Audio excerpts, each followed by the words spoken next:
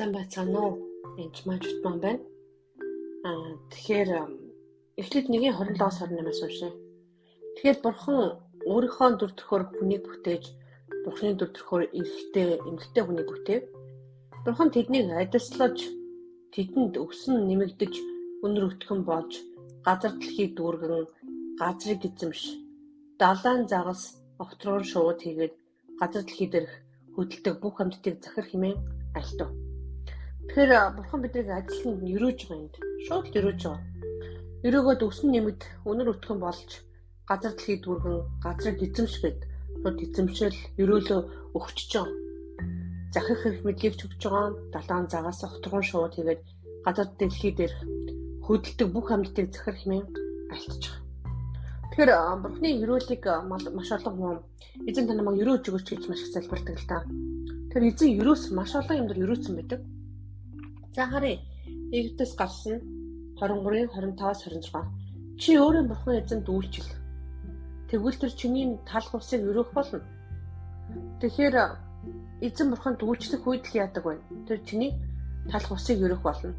Би таны дундаас өвчин эмгийг зайлуулна. Чиний газарт дутуу төрдөг эсвэл хүүсэр хүн байхгүй болно. Би наслах ёстой насыг чинь наслуулна. Тэгэхээр өөрийн Бурхан эзэндээ үйлчлэх үед талх ус буюу ууж иддэг бүх юм өрөөгдөх нь. Дээрээс нь яасан гэсэн үг хоол унднаас болж болдог өвчин зовлонгод алга болно. Өвчин эмгийг зайлуулна.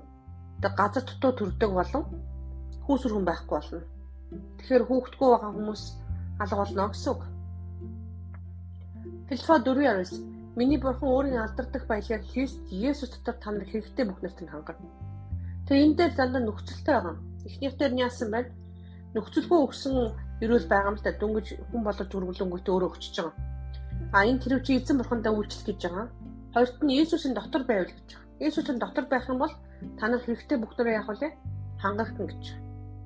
Иремая 29:1-ээр учир нь танаас зориулж байгаа төлөвлөгөөнүүдийг би мэдэх бөгөөд тэдгээр нь танах ирээдүй ба найдварыг өгөхийн тулд гайхамшигын бус харин сайн санал төлөвлөгөөнүүд юм гэж эзэн тунхаглаж байна гэж байна.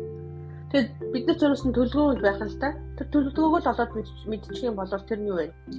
Ирээдүй найдварыг өгөхийн тулд гайхамшигтай ямар ч холбоогүй гэж байгаас гайхамшигын биш бус гэж өөрөө хэлсэн байна. Тэгэхээр сайн сайхны төлөв төлөвлөгөө гэж. Сургаалт төгс 16:3. Ажил үйлсээ эзэнд даатгаа. Тэгвэл бодсон сансан чи биелнэ гэж байна. Тэгэхээр эзэнд бүрэн итгэж найдаа даатгаа. Тэгчих юм бол хийж байгаа ажил үйлчний ангины амжилтыг олно гэсэн үг шүү дээ. Битэн гэсэн. Дуулал 24:7. Тэр чам зүрхний чинь хүслийг хүртээчний бүх зориг төлөвлөгөөг биелүүлэх болтугай. Бид чиний ялалтанд баярлан дуулж өөрсдийн Бурханы нэрээр тугаа бид бандуулах болно. Эзэн чиний бүх гуйлтыг биелүүлэх болтугай. Эзэн өөрийн тослогчдод авардаг гэдгийг одоо би мэднэ. Тэр баруун гарынхаа аврах хүчээр өөрийн ариун тэнгэрээс түнд харуулах болно. Зарим нь морин тэргэн, зарим нь моринд нааддаг. Харин бид өөрсдийн Бурханы эзний нэрийг санах болно гэж. Эзэн Бурханы нэрэндээ найддагээ. Санаа тэр бүх юм чинь бүтнэ гэж. Тооллого 6:24-26. Эзэн чамайг юрон сахих болтугай. Эзэн чиний дээр өөрийн нүрийг гэрэлтүүл чамд нэгүүлсэнгүй хандах болтугай.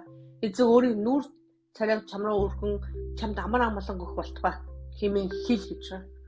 Тэгэхээр бид Библийн ишлэлээр бичигдсэн байгаа зүйлийг хэлэхэд бол ингэж бичигдсэн байдаг гэд өөрөө өөртөө үр хүүхдүүдээ хань ижлийг өргөх хэрэгтэй гэсэн. Тэгэхээр амаараа хэлж байгаа бүх үгнүүдээ эрүүлүүдээс хараад түүж уншиж болно гэсэн.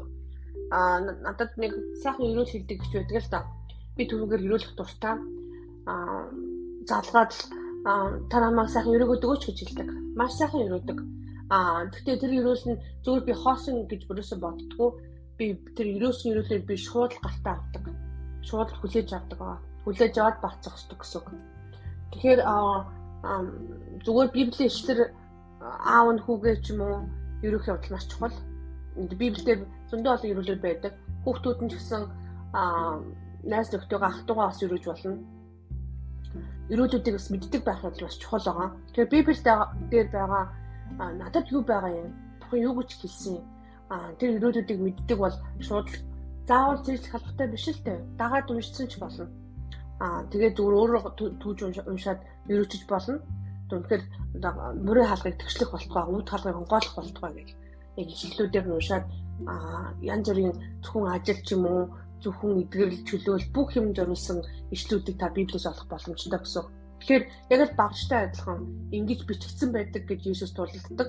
Сатантай түүнтэй адилхан ингэж бичигдсэн байдаг гэд дагаад хэл гэж бичсэн бол дагаад хэлнэ л гэсэн. Өөрөө дураагаад хэлчихээ гэж Иесус Библиэд бичсэн байгаа ч тэгээд л болоо хийхэд болно гэсэн, үйлдэхэд болно гэсэн. Эцэндээ үйлчлэн Бурхны хаанчлалыг харахад бус наяндаа болдог байгаа. Тэгэхээр нэгд юу тавихаа мэдчих юм бол бус наяндаа болно. Бурхан бүрэн итгэж найдаараа тэр амлсандаа хүрдэг Бурхан.